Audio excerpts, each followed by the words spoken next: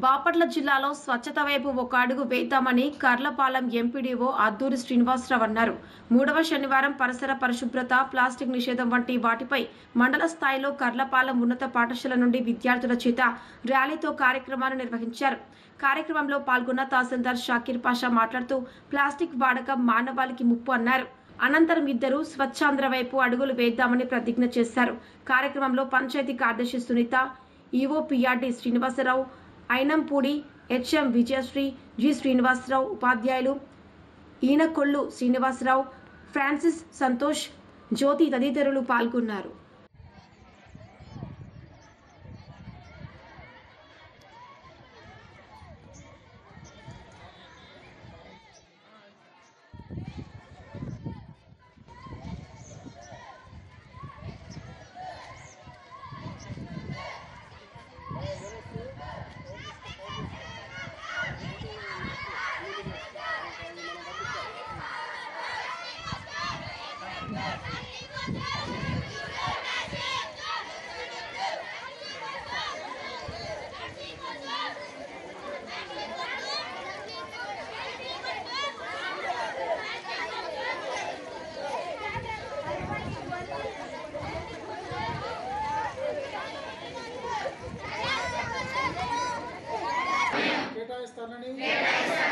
నా వంతు కృషిగా స్వచ్ఛత కార్యక్రమాల కొరకు శ్రమదానం చేసి పరిశుభ్ర ఆంధ్రప్రదేశ్ సాధించే సంకల్పానికి కట్టుబడి ఉంటానని ఈరోజు పరిశుభ్రత గురించి నేను వేసిన ఈ ముందడుగు ఆంధ్రప్రదేశ్ రాష్ట్రాన్ని సహాయం చేస్తుందని ఏర్పాటు చేసుకున్నామంటే ఇది రోజు రొటీన్గా జరిగే విషయమే. కానీ ఈరోజు ఏంటంటే ముఖ్యంగా ప్లాస్టిక్ అనేది వాడకుండా నిషేధించడానికి ఈ ప్రోగ్రాం కండక్ట్ చేశాము.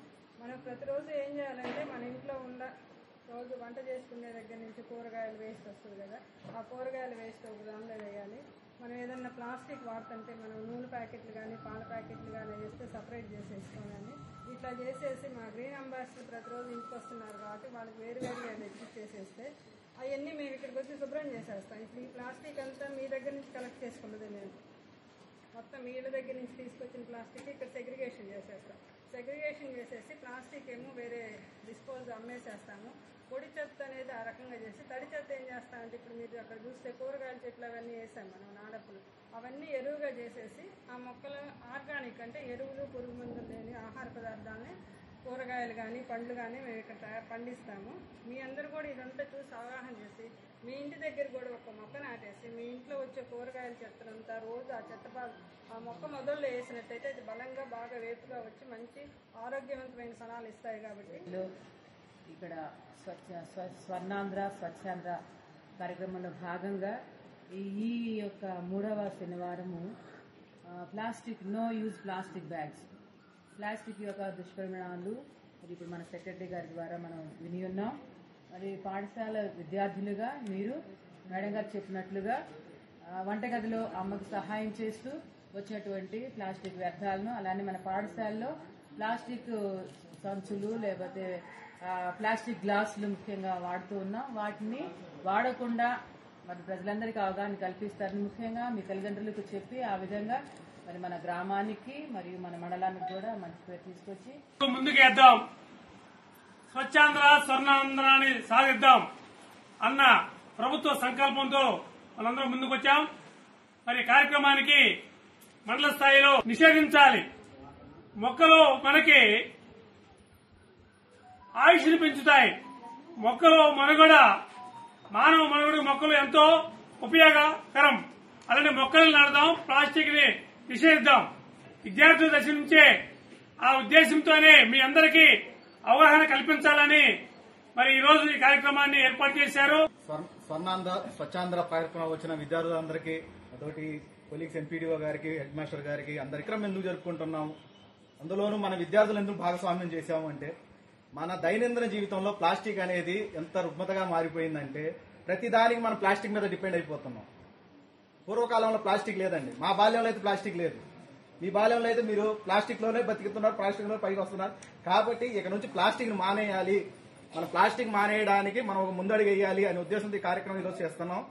ఎలా అంటే పూర్వకాలంలో మనం సంతకు వెళ్ళేటప్పుడు సంచి తీసుకుని వెళ్ళేవాళ్ళం, గోను సంచో కట్టల సంచో ఏదో సంచి తీసుకెళ్లేవాళ్ళం. ఈ రోజు ఏమైందంటే ఫ్యాషన్ అయిపోయింది.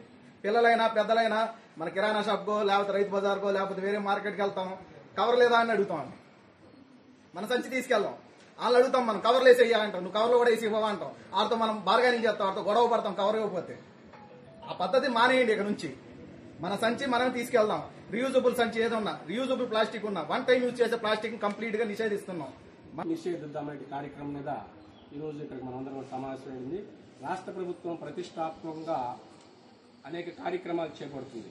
అదేవిధంగా ప్రతి నెల 3వ శనివారము ఏదో ఒక కాన్సెప్ట్ మీద ఈ యొక్క కార్యక్రమాలు నిర్వహించడం. దానిలో భాగంగా ఈరోజు ప్లాస్టిక్ నిషేధిద్దాం, దీనికి సంబంధించి మనం అందరం కూడా ఇక్కడ సమావేశమైనాం. ఇక్కడ ఎస్డబ్ల్యూపీసీ సెంటర్కి వచ్చాం. కారణం ఏంటంటే ఇక్కడ మీ అందరూ కూడా ఇక్కడ ఏముంది మీరు అందరూ చూస్తున్నారు, ఇక్కడ ఫ్లాట్గా మీకు ఒక ప్లాస్టిక్ బకెట్లు ఇస్తారు. ప్లాస్టిక్ ఒకటి, ఎలక్ట్రానిక్స్ ఒకటి, తర్వాత చెత్త కుళ్ళిన చెత్త ఒకటి, పొడి చెత్త ఒకటి, ఈ విధంగా మూడు బాక్సులు ఇస్తారు. ఈ 3 బాక్సుల్లో కూడా మీరు ఇంటి దగ్గర కూడా డివైడ్ చేసి క్లాప్ మిత్రాన్ని పొద్దున్నే మీ ఇళ్ళకి వస్తారు 6 నుంచి 7 దాకా వాళ్ళందరికి ఇవ్వాలి. వాళ్ళు ఇచ్చిన తర్వాత వాళ్ళు ఆ క్లాప్ మిత్ర అనేటువంటి వాళ్ళు ట్రై సైకిల్ ద్వారా తీసుకొచ్చి ఈ యొక్క ఎస్డబ్ల్యూపీసీ సెంటర్ లో ఏర్పాటు చేస్తారు. దానివల్ల మనం ఎక్కడంటే అక్కడ ఉపయోగించుకొని పడేస్తున్నాం. అవి ఏం చేస్తాయి, గాలికి ఎక్కడికక్కడ పోయి నదుల్లో, కాలువల్లో అనేక చోట్ల అవన్నీ కూడా అడ్డుపడి ఇప్పుడు టౌన్లో కానీ అనేక ప్రాంతాల్లో కూడా వరదలు రావడానికి కారణం ఏంటి, ఇదో కాన్సెప్టే. ఇంకొకటి అయ్యో ఇష్టమైన కూరే తినాలి అనేది తింటాం, అంటే ఒకటి ఇంట్రెస్ట్, ఇష్టం, ఇంకొకటి ఏంటి అవసరం. సో అలా మాలో కూడా చాలా మంది మేము వచ్చిన వాళ్ళు కానీ ఇంట్రెస్ట్ పెట్టి వచ్చాము, అలానే అది అవసరం కొరకు అలా వచ్చిన వాళ్ళలో ఉన్నాం. అలా దాంట్లో నేను వచ్చేసి ఫస్ట్ ఇంట్రెస్ట్గా వచ్చాను. చాలా మంది కూడా ఇంట్రెస్ట్తోనే వచ్చారు. అలా అవసరం అనేది ఏమైందంటే దాన్ని మనం నేర్చుకునే విధానాన్ని ఏమంటారు మంచి దారిలో తీసుకెళ్తారు. అలా తీసుకెళ్ళడానికి అవకాశము యూబీఆర్సీకి వాళ్ళు ఇచ్చారు. దానికి first thank you so much. అదైనా వచ్చింది, మెయిన్ వచ్చింది అదే. బాడీకి సైడ్ కుట్లు వేసుకోవచ్చు, మనం కుట్టుకోవచ్చు. మనం కుట్టుకోవచ్చు కంటే అరే వాళ్ళని అడిగితే సైడ్ కుట్లు వేయట్లేదు, ఎక్కువ డబ్బులు అడుగుతున్నాడు, మెయిన్ కాన్సెప్ట్ అది. చింగిని కుట్టుకోవచ్చు, మెయిన్ కాన్సెప్ట్ అది. తర్వాత మేము నేర్చుకోవడం స్టార్ట్ చేసిన తర్వాత చాలా మందిలో ఇంట్రెస్ట్ కలిగింది. ఫస్ట్ భయం వేసింది, కుట్టగలమా కుట్టలేమా, ఎలా చెప్తారు అర్థమైతే లేదు. కానీ కొంచెం కుట్టడం స్టార్ట్ చేసిన తర్వాత బ్లౌజెస్ కుట్టడం, ఆఖరికి సెల్ఫీ కూడా కుట్టుకున్నాం మనం. అది సార్ గ్రేట్నెస్ చెప్పాలంటే. మనం ఎన్నిసార్లు డౌట్స్ వచ్చినా, తప్పులు చేసిన ఆయన ఓపిక్గా ఆయన కోపాన్ని అణుచుకొని మనం కరెక్ట్ చేసేదని చెప్పారు. ఒకళ్ళ నోట్లో నుంచి వచ్చే మాట ఏది అంటే ఎవరికి కుట్టడం అస్సలు రాదు, అందరం 0 నుంచి మొదలుపెట్టాం. ఇంట్లో మిషన్లు ఉన్నా దాని యూజింగ్ లేదు. ఒక డస్ట్బిన్ లాగా ఒక పక్క ఉంది, మాకు ఇంట్లో వస్తువు ఉంది అనిపించుకోవడం. కానీ ఇవాళ మిషన్ కనబడితే ముందు మేమే వెళ్ళి తప్పుతున్నాం. చెప్పి వాళ్ళు ప్రారంభించారు. గురువు కూడా మంచి గురువుగారు వస్తేనే ఆ విద్య మాకు వస్తుంది. అలా సార్ ఫస్ట్ నుంచి నేను 8 దాకా ఉండి ప్రతి ఐటెం కుట్టుకొని, ఇంటి దగ్గర మిషన్ లేకపోయినా చిన్న బాబు సార్ రోజు ఆటోలో పంపిస్తారు నాకు, బాబు ఈరోజు నా బ్లౌజ్ నేను కుట్టుకుంటున్నాను, మా పాపకి డ్రెస్సు అన్నీ కుట్టగలుగుతున్నాను.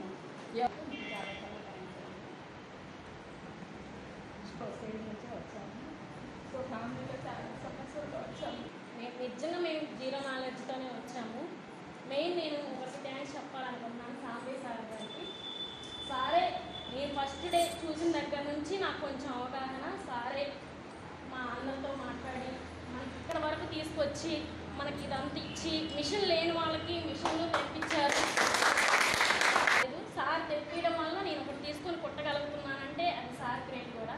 నేను వారికి థ్యాంక్స్ చెప్పాలనుకుంటున్నాను. సందీప్ బాబు సార్కి మాకు అన్ని వసతులు కానీ, టీ దగ్గర నుంచి తలెక్కువ వచ్చేసినప్పుడు టీ దగ్గర నుంచి మాకు భోజనం కానీ మొత్తము అన్నీ ఏర్పాటు చేశారు. అలాగే మంచి గురువు గారిని మాకు పంపించారు.